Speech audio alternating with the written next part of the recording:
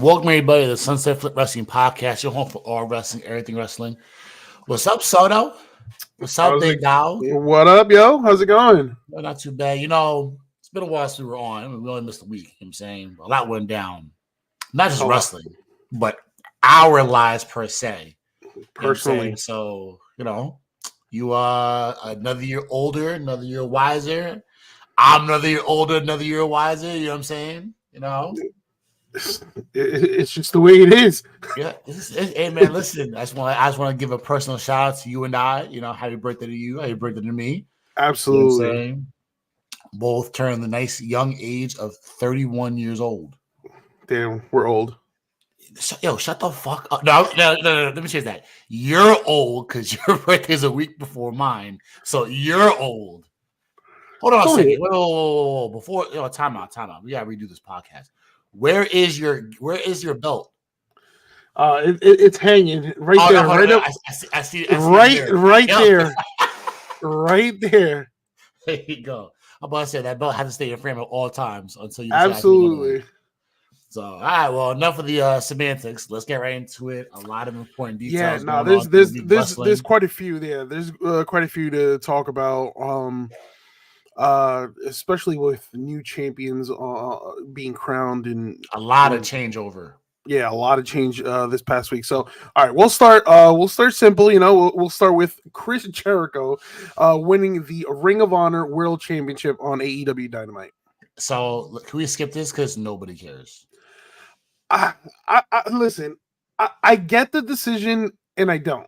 Right, I don't because it's like, damn. It's like, all right, another, another guy who, listen, as much of a legend Chris Jericho is, it's just it shouldn't have been him. It should have been somebody else. But then again, it's like I get the decision because you kind of, I think Tony Khan is trying to get more eyes on Ring of Honor, even though I think he's too late. I think he's screwed up already, but whatever.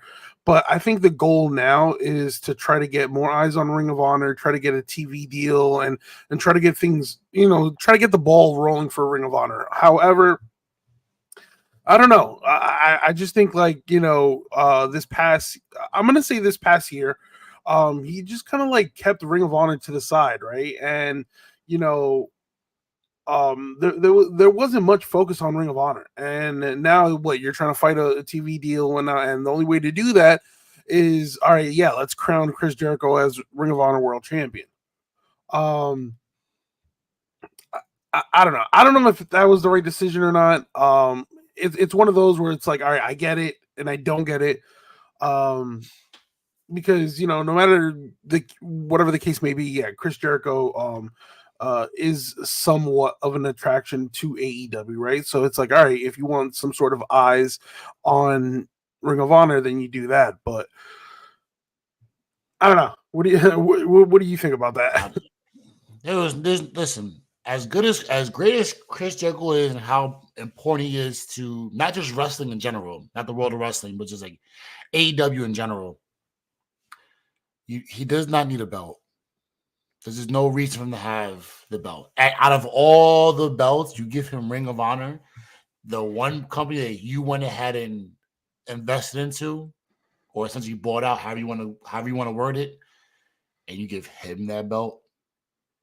Yeah, I thought. I mean, I thought Mark Briscoe was, you know, he had a well run, as Ring of Honor World Champion. And I know, all right, fine. If you want, to make change, you do that. But I feel like there could have been some other options besides Jericho, Um, and again, it's my problem with AEW. It's just like, all right, it's the same people getting championship opportunities instead of other people, Um, Mhm. like for example, and this is, you're not utilizing Ricky Starks. Why don't you? You could have had Because Ricky Ricky Starks in the Starks ring. is out the door, No, Soto. no, no. I know, but he's still in contract. But he's been ready, right? He's been Mm-hmm. ready, and they're just not utilizing him. But Ricky Starks was one, right? Then you have Powerhouse Hobbs.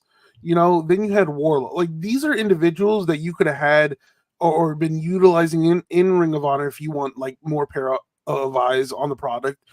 Um, and in that situation, yeah, you can elevate them, but that's the thing with Chris Jericho. He does not need this title win, right? He doesn't need this type of elevation because he's already an established. I mean, he's a 30-year veteran, right? Or more than 30 years. 30, 40, it don't matter. He's a vet. He's a vet that's going to be walking into the Hall of Fame. And yeah, Ring of Honor needs guys who will be working on a daily, if not daily, a weekly, if not weekly, a constant basis and build up their brand again. And unless Chris Jericho is going to be working every fucking day, he's not supposed to be in Ring of Honor. Not the champ, at least. I mean, yeah, that's just my opinion. I'm just like, all right, whatever. You know who deserved it? Ricochet. That's all I gotta say. I mean, listen, but we'll get to that when we get to that. Yeah. Staying on the AEW topic train. We have obviously the most interesting storyline currently in AEW, and that's Jon Moxley's war against AEW. I, for one, I can say like I'm fully invested in this storyline. It's a storyline that's being written right. Everything about this storyline, I feel every week is intensifying, right? Now, again, you don't want to be too repetitive because it's like, all right, what, every week, they're just taking out everyone. But I feel like this is a perfect storyline to elevate the young guys, right? If you want to elevate Hook, if you want to elevate Darby Allin, right? And I feel like right now this storyline is focusing on Orange Cassidy and whether or not he can actually be a leader.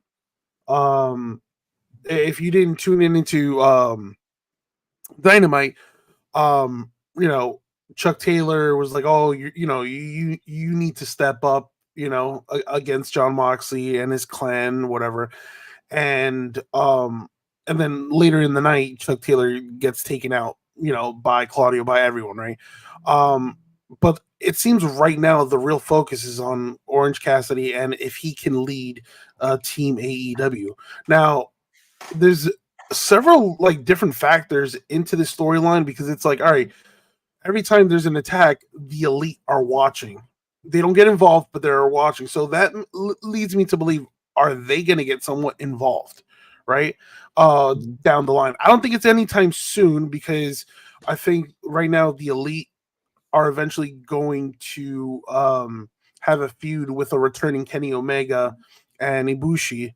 So I feel like that's the plan for them in place. But I think in the future, maybe after that feud, they could somewhat get involved, right? Then you also have Darby. Darby's one who, a lot of people consider to be the face of AEW, right? I thought he was going to be. If not, right. He was what he was. It's MJF right now, but I thought he was going to be one. Yeah, and he's this underdog daredevil who I wonder if Allen, yes, Orange Cassidy will lead Team AEW, but I wonder if Darby Allin is the one to take down Jon Moxley and the AEW World Championship. So, I mean, there's a lot. Listen, again, this storyline is very well put together because it's giving exposure to the young guys like Daniel Garcia, Private Party, Hook, Top Flight. So, it's a well invested storyline right now. We'll see how it, proceeds.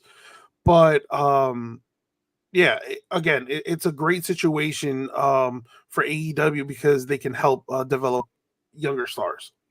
Well, if they're using Moxley, if Moxley's using his time for that, then I'm all for it. But it just depends on at the beginning. You know how AEW always is. In the beginning, it looks perfect. And then after 2 or 3 weeks, a month in, it's like, so what are we doing? Yeah. No, and I get you, and I completely get you because it's like, when it comes to AEW, I think we've been critical with their bookings and their storyline. Now, their matches are often fantastic. There's no complaint in that department. It's just the storyline. For example, just drifting off topic real quick, that storyline between MJF and Adam Cole, like they had a good thing in place, and then Adam Cole's injury kind of messed up those plans, but even like in return, like they messed up that whole storyline because it's like, all right, wait, hold on. I thought Adam Cole was supposed to be the heel in this situation, and then them flip flopping, like doing another. Now it's MJF's the Yeah, heel. now a double turn. Yeah, so that's what I mean with like storyline consistency. How it confuses audience because it's like, all right, wait, like I don't get it. So we'll see what happens with that storyline. But in terms of John Moxley's war versus AEW, it's so far so good. That's all I have to say. So on to some TNA news. Obviously, well, today is TNA Bound for Glory, so hope you guys check that out. And there's some really, really good matches. Before you go with that, did you see that Joe Hendry and the Hardy Boys were at the Pistons game? Oh yeah, going crazy. That was so funny. Yeah, it was like the most randomest thing. But obviously it was pretty dope. Some good matches tonight. You have the main event, the TNA World Heavyweight Championship match. Nick Nemeth, the champion, versus Joe Hendry. I honestly think Joe Hendry. It's about that time. Yeah, it's that time. If you're gonna capitalize on heat and someone who's white hot, it's got to be Joe Hendry winning tonight. Yeah. Then we have TNA Tag Team Championships Full Metal Mayhem match, the System versus the Hardys versus ABC, which is going to be wild. Capitalize that as well with Joe Hendry. You got the same thing with the Hardys. Yep. Another match that I think I'm looking forward to, just because they're both crazy when it comes to these type of matches. It's for the TNA Digital Media Championship, a Monsters Ball match, PCO versus Matt Cardona. That's gonna look crazy. Does Matt Cardona finally right his wrongs and get a meaningful title? I mean, he's been on the indie scene for such a long time. And he even said like it's surprising how like all these big companies, WWE, AEW, haven't offered him any offers. So maybe TNA is a destination for him. This is it. Yeah. Again, another match that should be a banger for the TNA Knockouts Championship. Jordan Grace versus Masha Slamovich. To be honest with you, Jordan Grace. I'm going for Masha. I think. Really? I think. Yeah, I'm going for Masha. I think Jordan Grace has done everything she could in this title reign, and I think it's just Masha's time to become champion here. Then some exciting matches: TNA X Division Championship match, Mike Bailey versus El Hijo de Vikingo. I mean, listen, another man's what's it called? That phrase? One man's trash, another man's all trash. Yup. I don't know how AEW didn't offer El Hijo de Vikingo a contract or anything like that, but here he is in TNA. And then some other solid matches: Mike Santana versus Moose, Josh Alexander versus Steve Macklin, and then you have your Call Your Shot Gauntlet, Rhino, and Bob Ryder set to be introduced into the TNA Hall of Fame. Well deserved. Over under how many gores has he missed tonight? Because he always known to missing gores. I don't know. That's 2-3 gores he's gonna miss, so he finally hits it. I don't know. That's a good one. Yeah. So it should be. Listen, honestly, the card looks very promising. So I'm definitely going to tune in and probably watch that and tweet about it on Twitter. So tune in. All right, on some WWE news. There's several news and recap. So one of the biggest stories throughout the week was Samantha Irvin leaving WWE, and Lillian Garcia returning as a ring announcer full time. Now, again, the move was very shocking because nobody expected Samantha Irvin to leave, and it wasn't like a last minute oh, I'm leaving. No, it's something that she's been planning for about a year, and the notice was given months ago. So on her end, you know, she's been preparing. For fans, it's like, oh wow, like that was last minute. And as soon as that news broke out, you got immediately a tweet from Ricochet. Don't worry, she's not going to AEW. Yeah, I mean, a lot, and that's kind of like unfair. A lot of people, they automatically assume, oh yeah, this is because of Ricochet, and obviously since Ricochet, fiance, oh yeah, this is because of Ricochet, and they automatically assume that she would be joining All Elite Wrestling. But that's not the case. I mean, he said no. He basically went on to Twitter and or X and basically shut down those rumors.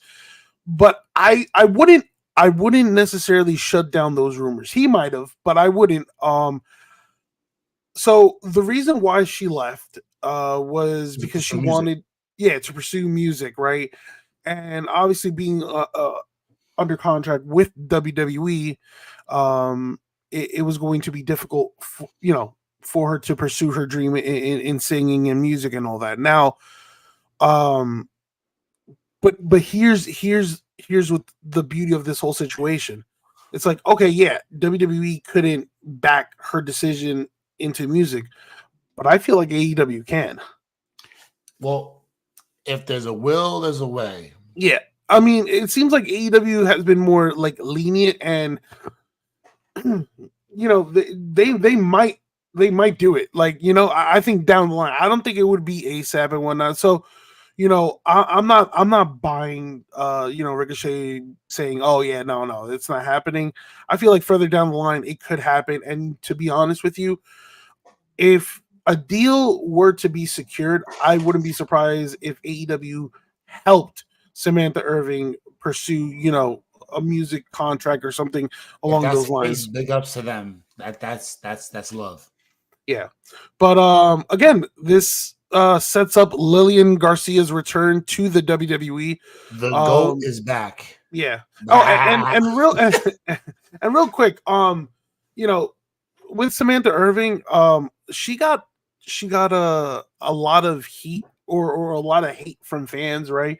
Because they're like, oh, she's over dramatic, with her announcing styles and her reactions that that she posts. Honestly, she's just a fan. She's just a fan, and you can't hate that. Again, she was known obviously for the way she uniquely announced, wrestlers, through their entrances, especially Chelsea Green and whatnot. Right. But I think she deserves a lot of praise because that she has been one of the best announcers that I think we've all seen in quite a while. Yeah, she's up there. Yeah, I think she is another one. No, of course, but she's definitely up there because of her energy, right? And obviously her strong, vocal voice and her talent. Like, yeah, she's. I'm not saying she's the greatest because I know a lot of people like, oh yeah, she's the GOAT. No, she's up there, but yeah, no. I mean, but again, credit to her for pursuing her dream in music. So we wish her nothing but the best. Yeah, best of luck to you. And then Lillian Garcia. I mean, listen, Lillian Garcia first joined WWE in 1999. And obviously she's made created several moments, historical moments with WWE. One of them, singing the Star Spangled Banner right after 9/11 attacks, and the fact that she's returning to WWE, I enjoy it. It's one of those right back, and it's enjoyable. Yeah, and throughout the years, obviously she's made several sporadic appearances, but now She'll be joining WWE full time, which is exciting, and yeah, I'm just glad to see her back. Um, so let's recap a little bit on what happened on Monday Night Raw. So you have the WWE World Tag Team Title Contender Tournament Finals, which is already set. Um, you have the team of New Day, who defeated the Authors of Pain. You have the LWO, Rey Mysterio and Dragon Lee, who defeated American Made. And you have the War Raiders. Now, out of those three teams, who do you think will come out and become the number one contenders? Who do I want to win? I mean, who do you want? Who do you think? The way it's lined up, it's going to be the War Raiders winning this at the end. You repackage and bring them back, and now you have them in the finals, essentially in that situation now. So it's like, why would you not do it? So I'm going to go and take I'm going to take the War Raiders winning this all the way through. Yeah, but the New Day is about to implode. Actually, you know what's going to happen? The War Raiders and New Day will be in the championship. The Warriors take over, and then there's your turn. Yeah, no. Listen, I'm with you. I like the War Raiders here. Again, repackaged, revamped. War Raiders. I think they're the team to go. Listen, as much as I like the team of Finn Balor and JD McDonough, right?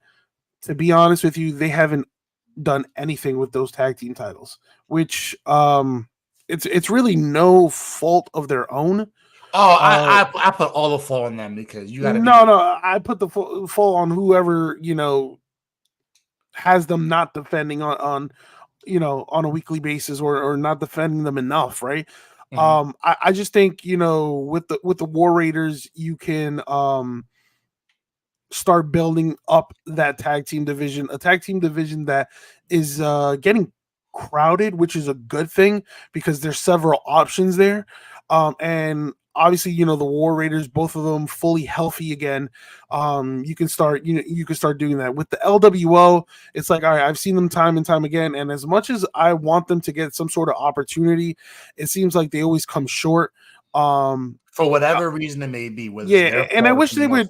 Yeah, to be honest with you, I wish Dragon Lee would drift off and do his own thing. I think he's much more better as a singles. I know, obviously the pairing of him and a legend like Rey Mysterio is attractive, but to be honest with you, I just prefer Dragon Lee on his own. And with the New Day, it's pretty much similar to what you just said. They're bound to implode, so why give them something that's going to exactly and we kind of saw that.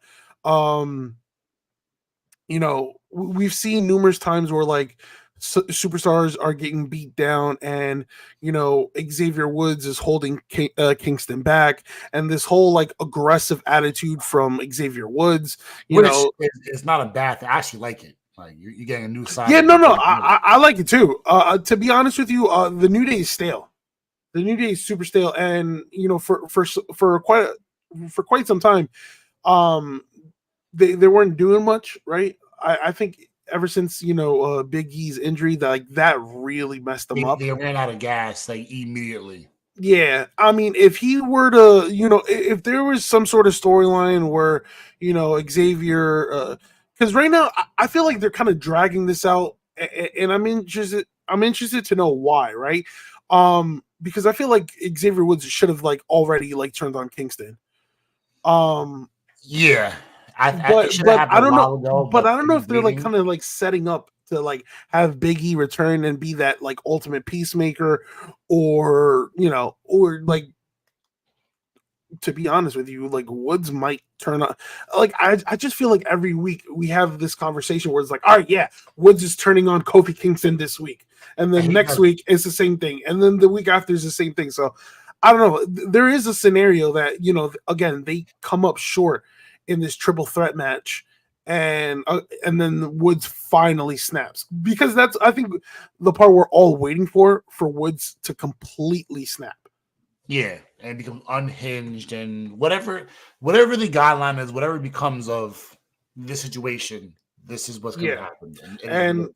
and yeah, I'm glad that this I guess supposed tournament took place because again, Finn Balor and JD McDonough need new challengers. You had this storyline where they were too focused on Damian Priest, and now they can Branch shift off. their attention. Yeah, they can shift their attention to an actual tag team. And again, you and I are on the same page that we picked the War Raiders. Speaking of the Judgment Day, this is another topic that received a lot of backlash, a lot of heat, and that was Carlito's comments about So at yeah. first, I wasn't really bothered by it, and then the more I looked into it, I'm like, you know what? You might want to like retract these statements about It was you know everything, all this considered, yeah, or like if this was 2007, Carlito, it's a bar, right? But because it's like PC America now, and everybody, yeah, you gotta be smart with what you gotta say, and everybody's more sensitive nowadays compared to others. Like, I'm sure everybody else knew and was okay with it in the locker room, but now you gotta deal with the public backlash and like, now you're in some hot water that now you gotta come out and try and resolve something, or or the locker room has to do something to you to now more forgive us. Hey, like we got, don't worry about it. Don't be so offended. But it's not. It's getting bad. I didn't think it'd be this bad. I thought it was no, throw it to the and side. and supposedly that wasn't the script. Yeah, So it that was an that ad just lib. came that just came from Carlito. So Yeah, for those wondering, it was a segment that Adam Pearce had with with Damage Control's Kairi by the Sane way, it and was a Io great Sky. segment. So as they're walking away, Carlito comes in and says, "I got to learn Chinese." And those who don't know, Sane and Sky are Japanese. So again, that received a lot of heat. I'm not sure what's gonna happen to Carlito going forward, but according to Fightful Select, they mentioned that that was not scripted. So that was completely Carlito's decision to throw a comment like that. Let That his intrusive thoughts get the best of him, yeah, that and a he lot of fucked up. people are being a lot of people are labeling at it as racist. Um, now uh according to numerous reports, I mean, EO and Sane took no If they're problem to not that bothered by it, comment. why are you bothered by it? Yeah, they took it. Yeah, they took no comment. No what's it called? No offense. No offense to that because they just thought it was just a playful manner and whatnot. But again, Which there's a everybody knew it was until they kind of did some research. Like, but oh, yeah, you know what? This is bad. no, but that's the thing. The audience nowadays are a lot more sensitive than when it was back then. Like, let's say, Oh, 07? That's a bar. I'm telling you. That's like, no, yo, not even no. So let's compare. Like, if that was said during the Attitude Era, no, everybody, nobody cares. a vast majority would have been laughing and whatnot and continue. But nowadays, it's like, yeah, the audience is a lot more sensitive and serious. That obviously they took it the wrong way, and they thought that the joke was very insensitive. So I'm not sure if Carlito is going to get punished for this. I mean, we haven't heard much other than it was very controversial comments. Um, but yeah, we'll see what happens. And speaking of Carlito, so Carlito, so there was a segment, right, where Dominic wants to become world champion, and Carlito basically said, you know what, you're right, and trying to kind of make his case for Mysterio to be world heavyweight champion.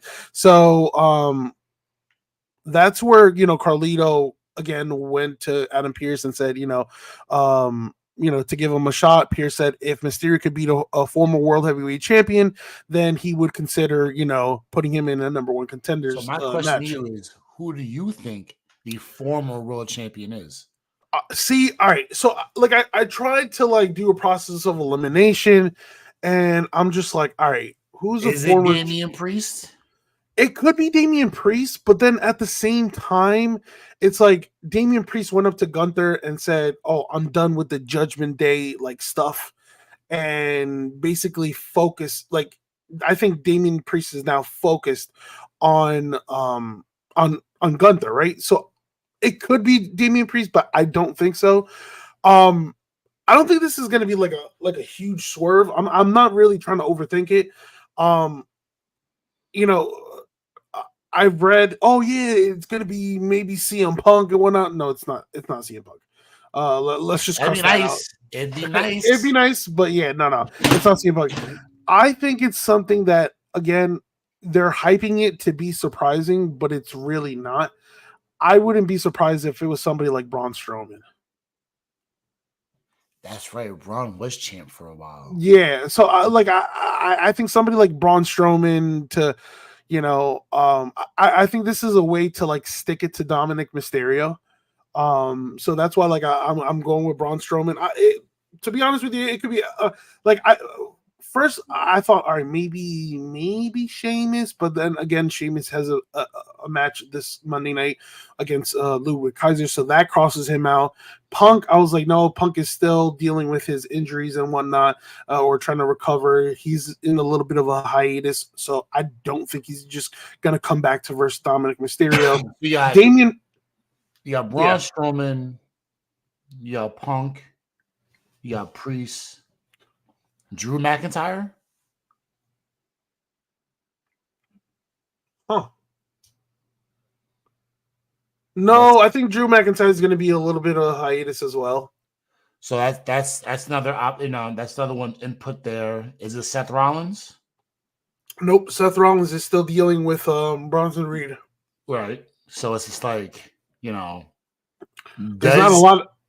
Does he put Dom over Finn Balor?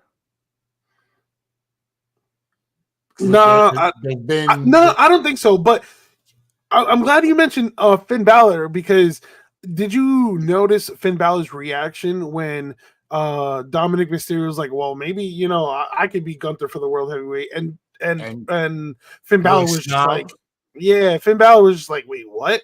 and looked kind of serious. Like, I think again, certain details of that segment should definitely be remembered, because it's like, all right, the only thing I took out of that segment was Finn Balor's reaction, because like the only one right there who was being supportive of Dom potentially being a world champion or having a world champion match was Carlito. Right. JD McDonough was kind of stalemate, like he, whatever, but it was Liv. Yeah. Raquel. No, again, Liv was super supportive. Raquel is just there, obviously, to be the muscle. But I was paying attention to Finn Balor's reaction. Like, he was taken back. Like, he was just like, wait, what? And then looked serious after. I was just like, all right, yeah, this is going to eventually lead to something. Because, obviously, Finn, they say that there's no leader in the Judgment Day, in this current Judgment Day, but us as wrestling fans know that the number one is Finn Balor. Yeah. So the fact that he felt a sort of way, the fact that Dominic is gunning for a world championship match or a world or an opportunity, like he definitely feels some type of way. Do this on a third. What are we gonna do? How about Jey Uso? No, I think Jey Uso is going to be too worried with either maybe running back with Braun Breaker, maybe, and that's 50-50. But I think Jey Uso is going to be preoccupied with this whole like bloodline storyline. Kofi Kingston. No, Kofi's dealing with the tag team. The Miz. Nope. That's actually our next topic. Sami Zayn. Sami Zayn was never world champion. wasn't it? Well, except for NXT, but I don't know if they're technically counting that. Okay, yeah. They got Rey Mysterio, and I don't know if R-Truth ever won one, but Rey Mysterio. R-Truth didn't, and Rey Mysterio is going to be what's it called? Busy with the World Tag Team Championships. That's why I'm zeroing in on Braun Strowman. That makes a whole Because lot of we sense. haven't seen him since the Last Man Standing match, which he won. Which was an absolute banger, by the way. Yeah, But which he won against Braun Strowman. The past month, that feud has been the best feud by far on Raw. Yeah, I think madness. Yeah, and I'm glad because Bronson Reed's stock went all the way up. Yeah, and I'm happy for him. So, and now he's got a Seth Rollins issue, which is gonna be a fucking banger as well. Yeah, and which is great because Seth Rollins could legit work with a broomstick. So I love it. Yeah. So you mentioned The Miz, and that happens to be our next topic because the Wide Six, their new target happens to be The Miz. Now, a lot of people think that I thought it was Final Testament. Yeah, so a lot of people, tends to think, yeah, it's the Final Testament, but I just I feel like there was a backstage promo not promo segment with The Miz and Karrion Kross, and then you saw the Wide Six kind of like flashing thing and it says there you are. So it's either The Miz or Karrion Kross. But if you look at what happened, there was a long camera angle of just The Miz, and here comes Howdy in the background. Yeah, Howdy focused directly on The Miz. Obviously, he needed the rest of the members of the Wyatt Six to take out the Final Testament, but the main target that Howdy went to was The Miz. I feel like if it was Karrion Kross, then I feel like, yeah, Howdy would have targeted Karrion Kross directly. Right. So I just think, again, so for those who missed it, so there was a tag team match between the New Day and the Final Testament, in which the New Day won due to a distraction by R-Truth. So as they're taking out R-Truth, the Final Testament, the Miz also joined in, and then the lights went out, and obviously it was the Wyatt Six takes out the Final Testament. Now, once Uncle Howdy is about to take out the Miz, Paul Ellering shoves the Miz and falls victim to the Mandible Claw. So I think, this is just my personal opinion, yeah, the target is the Miz. And now how the Miz, all that, throughout the past couple of weeks, the Miz, oh no, I don't I'm not joining you, and blah blah blah. But that's always a plot twist. It's always a ransom situation. Yeah, so now it's obviously the Miz is going to need the help, from the Final Testament. And you know what? I'm actually looking forward to this feud, because the numbers game kind of matches up. It matches up perfectly. With American Made, it was just three, three guys and Ivy Now. AOP. So yeah, you have AOP, you have Karrion Kross, and you have the Miz, and then you have Scarlett. And then Ellering makes 6. Okay, yeah. Yeah, so not that Ellering is gonna wrestle, He's going to.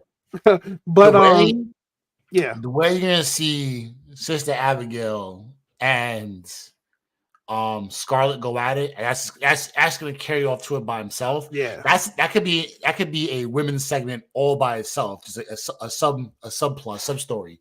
Yeah, I don't know. Pick somebody, then it makes Gacy. Pick somebody to go. You know what? You're gonna hang out. We don't need you. Just beat this old dude up and just call it a day. You know what I mean? Like it's always something that gets cast out for a gimmick or whatever the case may be. Yeah, no, and it makes sense to have the target be the Miz, because there's history between the Miz and Bo.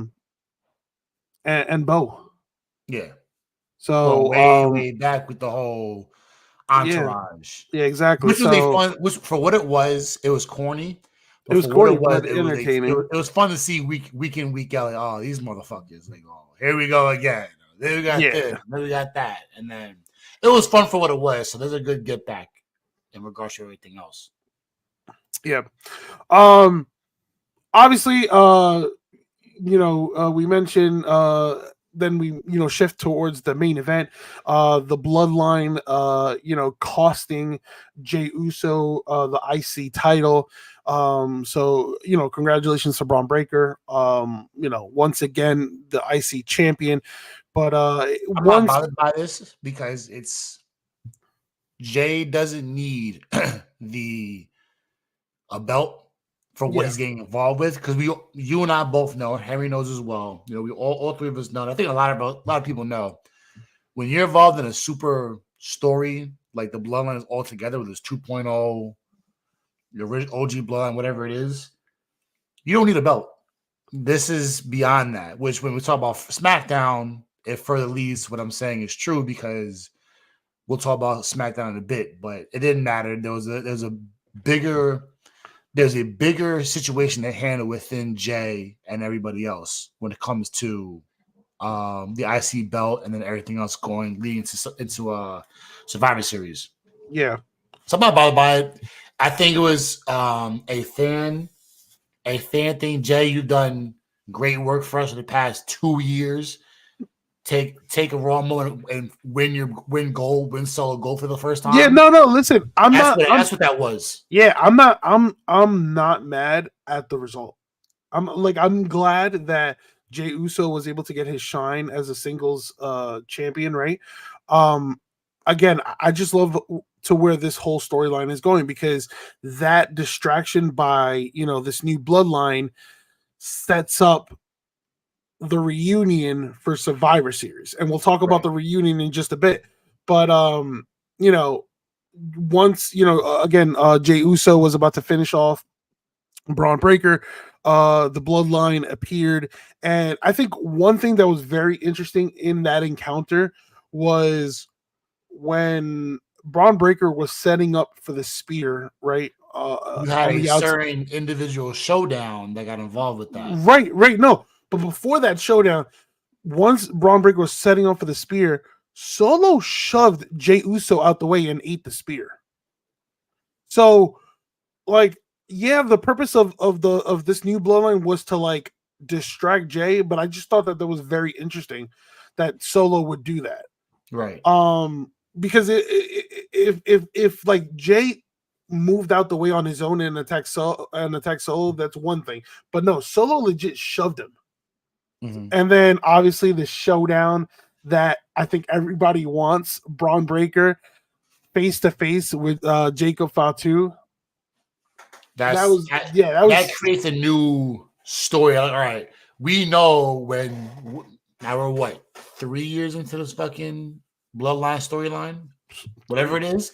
Say it ends at 41. Say it ends in Vegas, right? The bloodline thing ends altogether, which it should. I think if you ended with 3 years, you've done a great job. But at the same time, you put a footnote in the story that, hey, we can go back a couple months and go to Jacob versus Breaker for whatever the case may be, and do that and have a singles match. You can have something like that. You've shown signs of everybody doing their own thing, and it works out perfect. You have a solo Braun Breaker. You have a Braun Breaker Jacob. Yeah. So that collision course is happening at some time. At some point. We may see it at the Rumble. We may see it at the Greatest Royal Rumble whenever that comes back for in Saudi Arabia. There's a whole bunch of things to work with. But now you're putting stuff down, so when you go back to it, oh, okay. Oh, this is why this is that. Oh, this is why it's that. So yeah. But again, Jey Uso did warn Solo on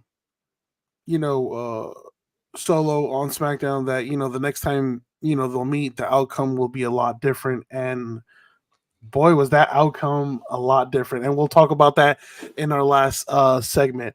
Moving on to NXT, just a quick NXT. Zarya, formerly known as Delta, debuted on WWE NXT. That's probably the only thing that matters, because this is big for NXT. Now you have officially established yourself. It's officially, if it wasn't set in stone before, now it's officially set in stone. This is the best women's roster. Maybe I don't want to say all time, but you were amongst the greats of the greats of talent, personalities, and prestige. Yeah, Everybody when involved in you have a NXT when it comes to roster women, of you may have the best women's roster in the world. you And now have you gotta look at eras now. Is yo this better than the gold you era? have Is this better than Zarya, this? you have Julia, you have Stephanie Vaqueri, you have Roxanne Perez, you have Cora like that roster is absolutely stacked. And you So slide down to the mid tiers, right? You still got Jada Parker, you got Sol Ruka, Nikita just came back. You have a lot of firepower from top to bottom. so those five that I just mentioned are like your main eventers, and then those that you just mentioned up and coming like that. Yeah. That's crazy Jada, about this Sol, Nikita, Lola.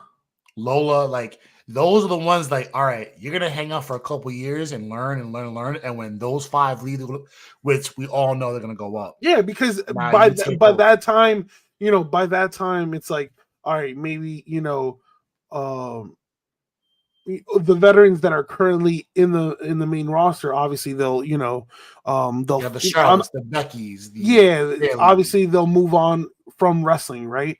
Like like you just said, Becky, Charlotte, Bailey, like that's where their schedule or their wrestling career starts winding down.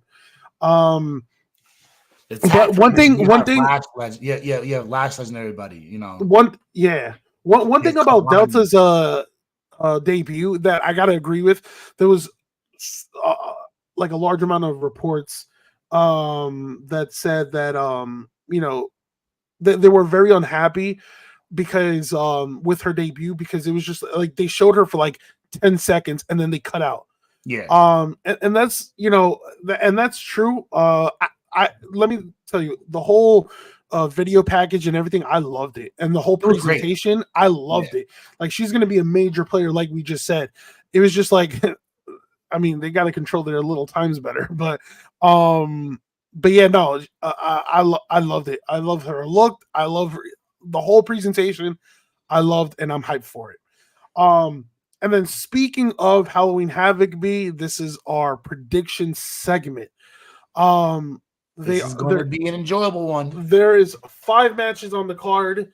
You let me know who you think is coming up on top. We'll start with Kalani Jordan versus a member of Fatal Influence. So that's either Fallon Haley, JC Jane, or Jasmine Nix, right? It does not matter. Kalani's going to win. Really? Yeah, it does not matter. Okay. It's going to be interesting because so obviously it is for the women's if JC is the one that goes, I think she probably has the best shot at winning. I'm going Kalani. You know what? I'm going. You changed my mind. You changed my mind. I was gonna go with a member of Fatal Influence, right? Because I was just like, you know what? For the NXT Women's North American Championship, and it is a spinner choice match. So them three, they control the fate of this match. But then I just remembered, I was just like, well, hold on. Right after they spun, that's where Delta came out, and I feel like, Zarya, sorry, but she might be an X factor into that match, and I feel like she is going to be the one to defeat Kalani Jordan for the North American Championship. So you know what? I'll run see how she works as a champ, and then when it's time to give it to Zarya, it's like, okay, that's yeah. So I'm going with Kalani Jordan too. Then you have Andre Chase versus Ridge Holland in an ambulance match. So back in the day, and you can talk to my brother about it. He used to love ambulance matches because they just use whatever was in there. They just throw whatever. Well, obviously, fire extinguisher, syringes. Come out. What's your favorite ambulance match? Because I'll tell you mine. Like I like. There's only one that like pops up in my head. So it was involved with it, but it was It was I think it was on what wasn't Vengeance. I'll tell you mine. It set up Taker coming back long term. I forgot which one it was. Well, I forgot what year it was. But it set up a whole. Mine was Shane McMahon versus Kane. That was a good one too. That's been my favorite like ambulance match. I mean, there hasn't been like a whole bunch of them, but that's the one that like pops up into. That's my probably head, the one that's like probably the over the top one. It's like, hey, Yeah, But I think we that used was to watch these matches and fucking Justice throw the ladder, throw the flat board. It was you don't see it often, right? Because you anybody think of of serious shit. So if you use that as a gimmick, it's always fun to see. Yeah. I'm gonna go Rich Holland here. Yeah, I'm with you. I mean, I think him becoming unhinged a couple weeks ago is leading to a point where he's gonna officially turn over as a full-blown heel and go on his own solo spree.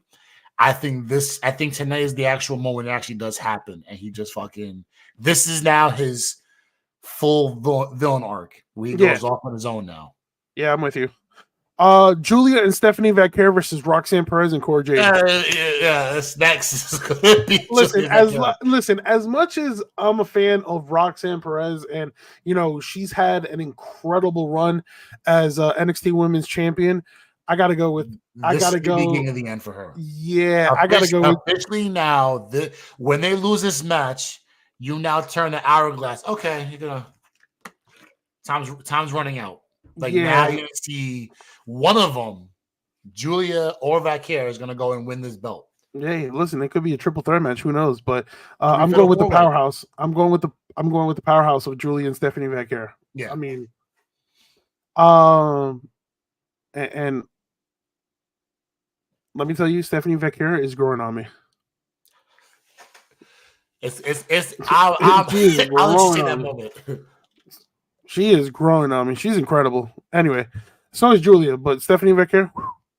Anyway, Tony D'Angelo versus Obafemi in a tables, ladders, and scares match for the NXT North American Championship. Another great gimmick match, and you know what? I think it's time for bigger ventures for Oba. I'm going D'Angelo. I think as how many times they wrestled in the past? Just to be different, I'm going to be different. You want Oba? I'm going to go Oba because I feel like I missed the title on Oba. To be honest with you, you know what? No, don't. You know what's going to happen? He'll go after bigger belts later on. I just missed the title on Oba. I mean, kudos to Tony D'Angelo, but I missed the title on Oba, so I'm going with Obafemi. By the way, that match low key might be match of the night. I will say that now. Or it could be the main event. TLS, Table Lies and Scares. Yeah, the TLC. It could be the main event. Trick Williams versus Ethan Page in a Devil's Playground match. We are going with Trick Williams. Fuck Ethan Page, and that's me speaking non-biased and biased. Chill. I like Ethan Page. That's true. I hope he's one of your favorites. He's gonna lose. I like Ethan Page. You know what? My biggest Trick versus Oba. You know what's crazy? One of my biggest I'm not life regrets, but one of my regrets was last year. I was at Comic-Con, right? And somebody was walking in front of me. Turned out it was Ethan Page. And I was just like, oh shit. And again, this is when he was still in AEW, but I mean, I've been a fan of Ethan Page for some time. And again, I didn't know whether to approach him for an autograph because I was like, all right, I didn't know whether he was going to the bathroom or wherever, or he was going to one of those booths. So I didn't know, but I should have gotten it. But anyway, soon I will get that autograph. Mistakes made, things happen, and you're trying to get it back by going Ethan Page here, which is cool. But listen. So again, just real quick conversation about booking and consistency. Look at the way Ethan Page has been booked ever since signing with WWE, as opposed to the 2-3 years he was with AEW. When he left TNA, right? When Ethan Page left TNA, He I'm not had gonna say he had, he had good heat on him. I'm not gonna say that he had like he was the hottest free agent, but he But was he a was like top he's free notable. agent. Yeah, he was a notable top free agent, and he signed with AEW at the time because again, it was the hottest product at the time, and more money probably was offered and whatnot. But obviously they dropped the ball on him, didn't do anything with him. I'm just not like I think they wasted 2 or 3 years of his wrestling career. That's my personal opinion. I could be wrong, but look at the way like he's been booked in WWE. Like he is like a great villain, and that's something that WWE needs. And I think he would kill it on the main roster If given a chance, yeah. Yeah, Right now the roster is stacked, but things start to move off to things start yeah. to digress. You can see him on Um, the main roster within a year or two. yeah. So yeah, I think Trick William picks up the victory here. And then maybe after the match, we see like somebody potentially. I hope we get like some sort of like glimpse of who Trick Williams' next challenger going to be. Because I mean, we who knows? We've seen Trick Williams and Ethan Page for some time, and I think this is probably like the last straw between them, the last match. So hopefully we see like a tease of who his next challenger is going to be. Then on Friday Night SmackDown, just real quick before we wrap up, history was made. New tag team champions were crowned, and it's just crazy. The Motor City Machine Guns have captured the WWE Tag Team Champions in only their third match in the company, which is wild. It shows how much faith WWE has on the Motor City Machine Guns. And you know what? It's crazy because the crowd is getting behind them quickly. It's crazy because, I had a lot of high praise for like teams like DIY, and I'm like, yo, the crowd is going to love them. But I think they haven't and then like. You realize, this is different. Yeah, no, I just think like the crowd hasn't really engaged with Gargano and Ciampa, and obviously with the Motor City Machine Guns, that saying goes with like obviously when you get a new toy, the old ones just kind of like are pushed to the side. So I mean, listen, WWE, and the crowd has been feeling the Motor City Machine Guns. I think they are the ones to carry this tag team division on SmackDown. Meanwhile, we mentioned the War Raiders. I feel like if there's something they're a team that you can build on Raw. In the meantime, until in the future we get that Rey Fenix and Penta, right? Until that team is secured, then I think these are teams that you can build around. So you're begging on Rey Fenix and Penta being on WWE pretty soon. I think we might get Penta, but I don't know if Penta's going to wait for his brother because Phoenix still has some time left.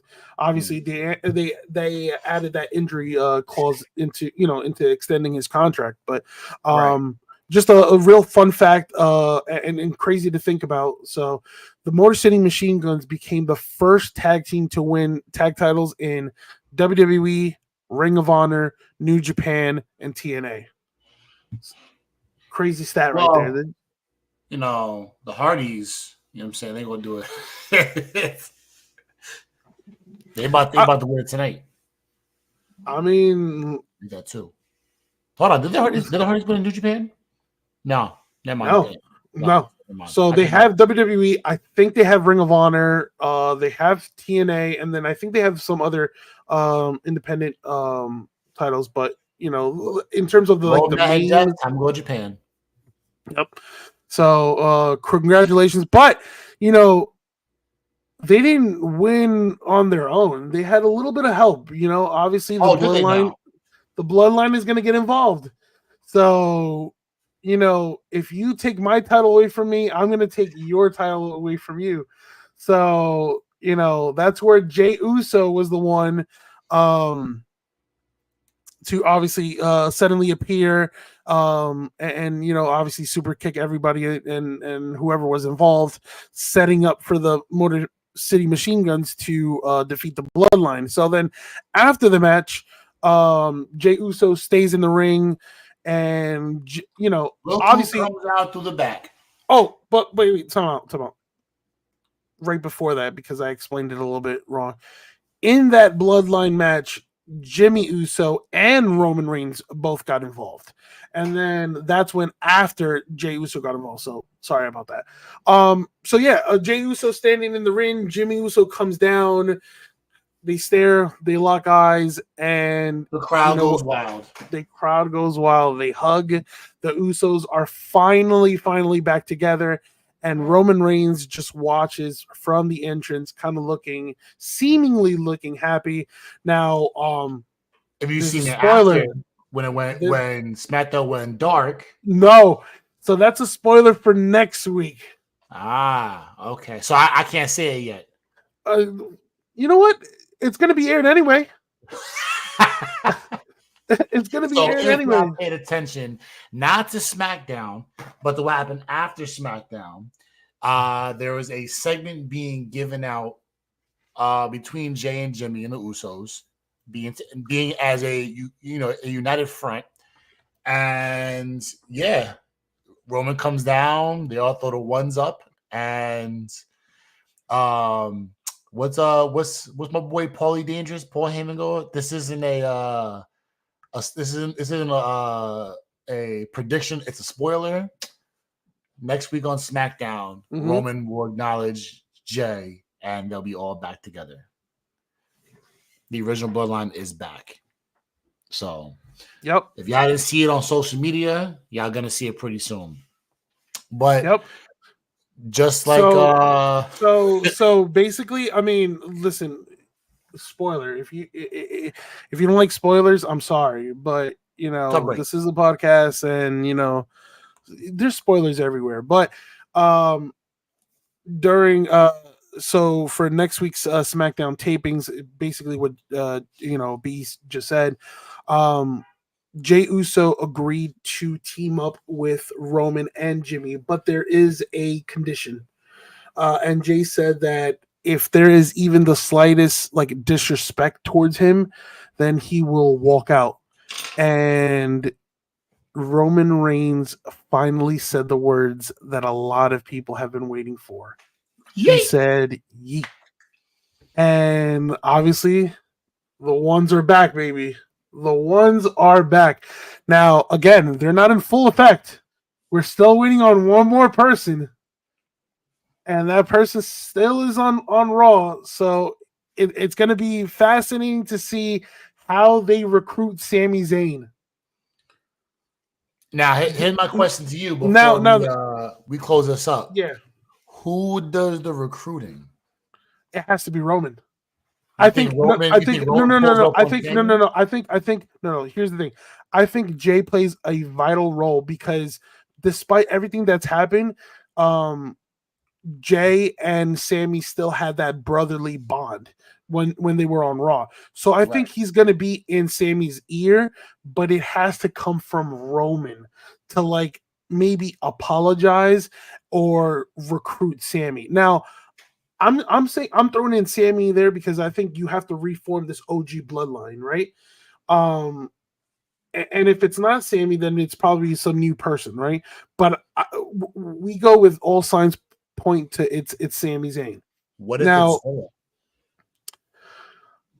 See, that's the thing. I think not yet. I think maybe in the future you can have that. I just think with Survivor Series right around the corner.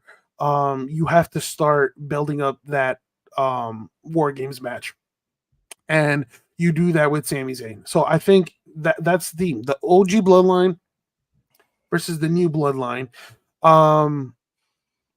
Again, I think it would make much more of an impact if Roman was the one to apologize, or I don't think he's going to apologize, but maybe truce. Yeah, make that move. That's an apology. Okay, yeah. I want to see Roman right his wrongs and further push. If he's a baby face, not a face yet, or a face now, he'll be even a bigger face if he goes. Yeah, I think so. So no, and it's going to take some time because the beauty of this situation right now is that we're probably going to get a 6-man tag match at Crown Jewel, right? It's going to be Yeah, it's going to be 3-on-3, right? Until I think it makes sense for the OG Bloodline to lose at Crown Jewel. Be like, damn, the numbers game is still getting to them. And then right after Crown Jewel, that's where you start recruiting Sami Zayn. For Survivor Series. Yeah, exactly. Okay. That's fair enough. All right, that's a so is that a prediction or is that a spoiler? That's a spoiler. I'm locking that in. I am locking that in. I don't got my pen and paper on me. Yeah, no, I'm ready for Survivor Series. Like this storyline has been beautifully met, and when it comes to like Jacob Fatu, it's like we haven't yes, we've seen a lot of Jacob Fatu in like attacking people and stuff like that, and what he could do. But when we start seeing Jacob Fatu as a singles wrestler, I think that's going to be incredible because there's going to be so many dream matches like him, let's say him and Roman, him and Braun Breaker, which was teased. Like let's say him and Gunther, him and Solo. Like there's so many and like different options. You don't even need to have a belt involved. It's just the matches in general. Yeah.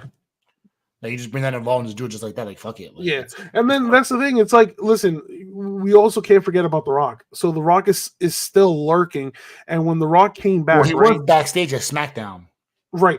And remember when The Rock came back, and kind of like looked at what was happening in the ring with Cody and Roman.